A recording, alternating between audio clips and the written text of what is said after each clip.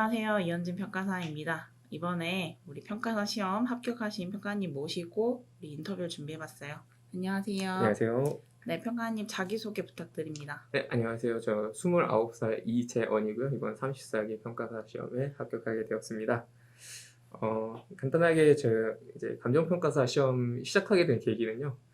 제가 알바하던 곳에서 아시는 분이 알려주셔가지고, 네. 그것 때문에 이제 원래는 주식 관련해서 펀드 매니저 이런 걸 고민하다가, 이제 그거는 AI한테 먹힌다라는 말을 좀 들어서, 네, 어쩌다가 이제 감정평가사 알게 돼서 시작을 하게 됐습니다. 저는 이제 수험 기간은 5년 정도 되고요. 그다음에 초반에 2년 정도는 이제 학교를 병행을 했습니다. 그리고 3년 차 때는 제가 이제 코로나와 더불어 슬럼프가 좀 와서 그때 놀고 이제 4년 차 시험 1차 시험 보고 5년 차 때 유예로 합격을 하게 됐습니다. 그럼 5년 차에 붙으신 건데 이렇게 수험 기간이 좀 길어진 이유가 어떤 점이 있었을까요? 일단은 첫 번째로는 제가 많이 자만을 했어요, 조금. 왜냐면 제가 대학교 갈 때도 공부를 그렇게 오래 하고 가지 않았거든요. 그래서 조금 자만을 했다 보니까 정보를 일단 찾아보지를 않았어요. 그래서 계획도 좀 안 세우고 그렇기 때문에 뭐 1차 시험도 이제 보통은 이제 2차를 병행하면서 시작을 하잖아요. 근데 저는 8월에 시작해서 1차 시험도 좀 그냥 그러니까 1차만 하고 2차를 병행하지도 않았고 그리고 이제 학원도 조금 이제 좀 이렇게 남들 안 다니는 그런 학원에서 좀 듣기도 했었고 그리고 좀 대부분의 과목들은 독학도 많이 했습니다. 그래서 시간도 많이 뺏겼었고 약간 이런 식으로 준비 자체를 제대로 하지를 않았어요. 그래서 좀 시간이 많이 길어지게 됐고 그리고 두 번째로는 이제 그 강사 선택에서도 좀 문제가 많이 있었다고 생각해요. 제가 감정평가사 시험 5년 준비하면서 많은 강사님들 강의를 들었는데 좀 느낀 점은 확실히 이 감정평가사 시장에 풀이 적다 보니까 강사님들의 실력이 사실 상향 평준화가 되어 있지 않다고 생각해요. 다른 뭐 공무원 시험이나 이런 것처럼. 그렇기 때문에 더더욱 강사 선택이 저는 굉장히 중요하다고 생각을 합니다. 네, 물론 뭐 잘 가르치는 강사님들도 있으신데 정말 제 생각에는 진짜 그때 그 강사님 걸 듣지 말았어야 했다 이런 생각도 하는 강의도 분명히 있었거든요. 그거에 대한 뭐 정보를 좀 많이 찾아보시고 초반에 좀 뭐 합격 수기라든지 저는 합격 수기도 심지어 안 찾아봤어요. 처음 시작할 때 아예 안 봤어요. 그냥 무턱대고 일단 감정평가사라는 직업을 그냥 준비를 하신 거네요. 네, 그러니까 약간 어떤 생각이었냐면 뭐 그까이 거 그냥 하면 되겠지 라는 생각으로 했었다가 이제 머리를 맞고 5년 공부를 하게 된 거죠.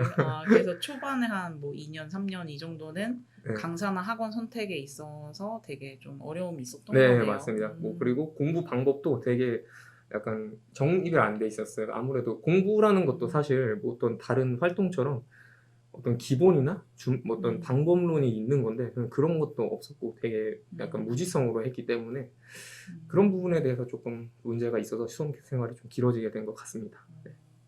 그러면 수험 생활도 좀 더 한번 자세하게 말씀해 주실 수 있나요?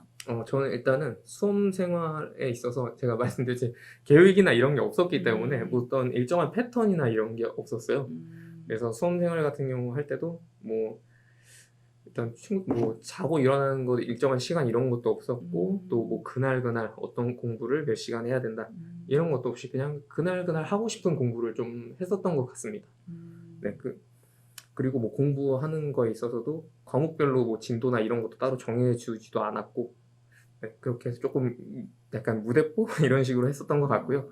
그리고 저는 일단은 학원은 실강도 듣고 인강도 들었는데 비중으로 따지면 인강이 한 80% 정도 되는 것 같아요. 실강을 갔는데 저는 좀 안 맞더라고요. 일단 고등학교 때부터 제가 혼자 공부하는 걸 좋아했기 때문에 실강에서 어떤 일정한 시간에 가서 맞추고 이런 게 안 맞았기 때문에 인강 위주로 했었고 실제로 인강으로 합격하는데 저는 아무런 문제는 없다고 생각을 합니다. 다만 이제 그 인강을 들으면서 진도를 잘 맞추는 게 조금 중요한 것 같아요. 저도 그게 잘 안 되더라고요. 그래서 잘 못 맞췄는데 그게 조금 중요한 것 같습니다. 네.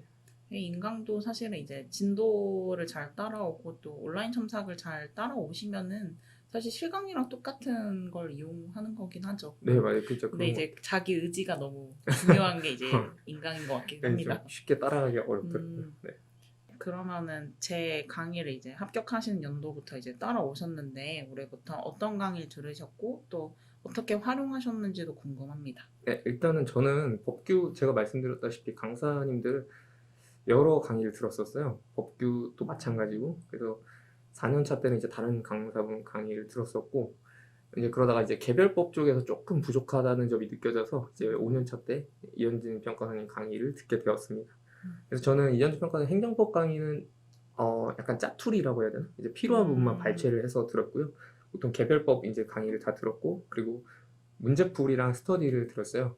근데 이제 저는 아까 말씀드렸다시피 이제 계획이 없이 한 상태고 조금 잘 못 따라가서 이제 개별법 기본 강의는 다 들었지만 문제풀이랑 스터디는 제가 4기를 완주는 하지 못하고 3기까지만 듣고 그렇게 시험장에 들어가게 되었습니다. 그러면 제 수업은 어떠셨나요? 일단은 첫 번째로 장점을 말씀드리자면은 어떤 꼼꼼함과 컴팩트함에 약간 적절히 조화가 됐다고 생각해요. 그게 제일 좋았어요. 그러니까 뭐 어떤 예를 들어서 분량이 너무 많으면 또 우리가 소화하기도 힘들고 좀 쓸모없는 내용도 많을 수가 있고 반대로 이걸 너무 줄이면은 제가 부족하다고 생각을 하게 되거든요. 특히나 저는 이제 공부를 좀 오래 했다 보니까 그럴 수 있는데 저는 그런 점에 있어서는 분량이나 이런 그런 게 굉장히 적절하다고 생각을 했습니다. 그게 좀 큰 장점이었고 그다음에 두 번째는 그 암기하는 데 도움을 많이 주셨어요. 오. 그 개별법 기본 목차 있잖아요. 이렇게 네. 제가 지금 까먹었는데 뭐 의 네, 근거, 맞아요. 그런 의, 절차 취지, 이런 근거 네, 이런 그런 식으로. 것들이 네. 있는데 저는 원래 두 문자 활용을 안 하던 사람이었는데 이현진 평가사님 때문에 좀 두 문자 활용을 많이 하게 됐고 그게 암기에 좀 상당히 많이 도움이 됐습니다. 그리고 뭐 키워드 따주시는 것도 괜찮았고 이게 법규는 사실은 암기가 비중이 높잖아요. 그게 그쵸. 네, 맞습니다. 문제 풀이 방법은 나중에 되면 어느 정도 다 웬만하면 다 아시게 되고 다 비슷한 수준까지 올라오기 때문에 암기가 참 중요한데 저는 그 부분에서 도움을 좀 많이 받았습니다. 네. 그리고 답안 이제 문제풀이 강의나 스터디에서 답안 작성하실 때 어떤 틀을 알려주시는 거 이것도 굉장히 좋으셨고 그 다음에 그 틀을 알려주는데 거기서도 좀 괜찮았던 점이 뭐냐면은 이렇게 틀을 딱 정해놓고 거기서 못 벗어나게 하시는 분들도 있으세요, 강사님들 중에. 그러니까 그러면은 이제 분량 조절이 안 돼요. 문제에 따라서 내 약간 유연함이 떨어진다고 해야 되나? 근데 이현진 평가사님은 약간 그런 거에 대한 뭐 대처 방안 이런 걸 좀 잘 알려주셨던 것 같아요. 뭐 이럴 때는 어떤 부분을 줄이고 어떤 부분을 좀 강조하고 이런 거를 하게 돼서 저는 그게 좀 괜찮았던 것 같습니다. 네. 그러면 이제 아쉬웠던 점은 아쉬웠던 점은 이제 그 판례 같은 거를 이제 이렇게 분량 나눠 주시는데 조금 그러니까 그 전문을 다 나눠 주세요. 그쵸, 전문을 다 해서 그냥 그대로 원문을 네, 그러면 이제 드리긴 했었어요. 거기서는 조금만 쓰게 되거든요. 그쵸. 그러면은 근데 저희 같은 경우는 이제 자료가 많으면은 심적으로 좀 부담이 돼요. 수험생들은. 그게 조금 아쉽더라고요. 저는 그래서 조금 그 부분만 주시면 어떨까 하는. 그래서 이번 강의부터는 좀 바꿨어요. 그래서 옛날엔 전문을 드리고 이제 거기서 필요한 부분을 줄을 이제 치는 강의로 네. 했었는데 네네. 지금은 이제 전문 드리고 제 자료 맨 마지막 점 보시면은 그 판례마다 3줄에서 5줄 해가지고 네. 요약 자료를 지금은 이제 내보내는 중입니다. 그러면 그래서 굉장히 편해질 것 같아요. 네, 그래서 이렇게 이제 지금 저도 개선을 열심히 하고 있습니다. 네. 네, 그럼 평가님 이번 시험은 또 어떠셨나요? 뭐 일단은 저번 시험을 볼 때는 제가 그러니까 이번에 유예로 붙었다고 했잖아요. 그러니까 저번 시험이고 제가 시험을 정말 제대로 봤다 싶은 게 저번이 처음이었어요. 근데 이제 저번에는 아무래도 그 1차를 보고 동차로 들어갔다 보니까 작년에는 제가 긴장을 많이 안 했습니다. 거의 안 했어요. 왜냐면 이번 시험에 나 어차피 못 붙을 거야. 못 붙을 것 같아. 이런 생각으로 들어가기 때문에 정말 긴장을 하나도 안 했는데 이번 시험에 긴장이 너무 되더라고요. 진짜 정말 떨리더라고요. 이번 시험에 막 진짜 처음에 실무 풀 때 손을 진짜 달달달 떨면서 썼어요. 그 열심히 간절히 준비하면 그 시험은 떨리더라고요. 네, 너무 떨리더라고요. 그래서 근데 진짜 웃긴 거는 저번 시험에 제가 이제 0.8점 차로 떨어졌어요, 총점에. 근데 올해도 그렇게 크게 차이는 안 나는. 그래서 네, 아무튼 뭐 저번에는 굉장히 떨렸고 그다음 올해 시험에서 이제 법규를 얘기를 좀 하자면은 올해 시험은 제가 생각했을 때는 굉장히 좀 4번 그거 빼고는 좀 평탄하다. 그쵸. 라는 생각을 했었어요. 그래서 제가 이제 법규 풀 때는 몸이 좀 풀리더라고요. 손이. 마지막 시험. 네, 손이 좀 풀려가지고 음. 제가 17페이지를 썼어요. 많이 쓰셨네요. 근데 제가 5년 공부하면서 16페이지 넘긴 게 그때가 처음이었어요. 올해가 처음. 네. 모든 스터디나 혼자 공부할 때도 100분의 16페이지 한 번도 못 넘어갔는데 그때 처음으로 넘겼었고 근데 제가 이제 복기를 안 했어요. 네. 왜냐면 괜히 했다 기분이 나쁠까 봐. 그리고 저는 좀 시험 보고 전 떨어질 것 같다는 생각이 좀 컸었어요.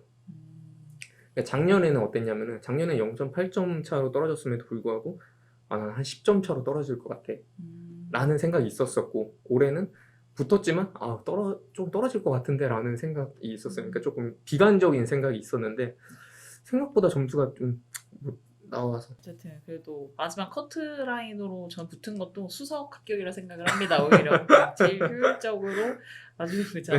딱 마지막으로 잘 네. 합격하신 것 같아요. 자 그리고 이제 마지막 한마디도 좀 부탁드립니다. 수험생 여러분들 제가 뭐 공부 방법이나 이런 거에 대해서 제가 말씀드릴 거는 별로 없는 것 같아요. 왜냐면 저도 그렇게 약간 무계획으로 했다 보니까 대신에 저는 말씀드리고 싶은 거는 사전 준비를 꼭 잘하라고 말씀을 드리고 싶어요. 이게 정말 중요하거든요. 그리고 이게 정말 1년, 2년 차이를 만드는 그런 거라고 생각합니다. 제가 만약에 지금 어떤 한 분을 전담 코치를 해서 뭐 강사, 뭐 방법 이런 걸 다 알려준다고 하면은 저는 그 사람을 2년 안에 붙일 수 있을 것 같거든요.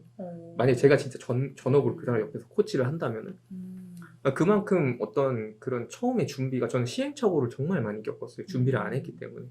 그렇기 때문에 제가 준비를 하라는 거는 한 3가지 정도가 있는데 첫 번째는 강사에 대해서 정말 많이 찾아보시고요. 뭐 아무래도 감정평가사 업계에서 정보를 많이 구하는 게 쉽지는 않지만 그래도 최대한 많이 얻어보시고 그 다음에 두 번째는 공부 방법에 대해서 좀 많이 찾아보셨으면 좋겠어요. 예를 들어서 특히 요즘에는 우리 유튜브나 책 같은 거에서도 약간 그렇죠. 암기법 이런 뭔가 맞아요. 공부에 대한 기초가 되는 이런 것들을 많이 알려주시거든요. 근데 이게 생각보다 도움이 많이 되고 중요해요.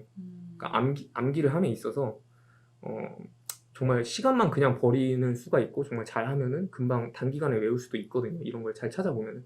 그래서 그런 거에 대해서 사전에 미리 좀 준비를 하셨으면 좋겠고 그 다음에 세 번째로는 자기 생활에 대해서도 조금 계획을 짜고 정보를 좀 찾아보셨으면 좋겠는 게 이게 아무래도 좀 장기 시험이잖아요. 뭐 그쵸. 누구는 물론 1년 안에 붙지만 대부분은 최소 2년은 걸리시고 그쵸. 또 오래 걸리시면 4년 이렇게 또 걸리실 맞아요. 텐데 그 기간 동안 꾸준히 하려면은 자기의 어떤 스트레스 관리법이나 멘탈 관리법 그리고 뭐 생활에 있어서 이런 유지할 수 있는 이런 방법들을 먼저 그러니까 공부를 시작하기 전에 이런 것들을 먼저 준비를 하시는 게 중요하다고 생각해요.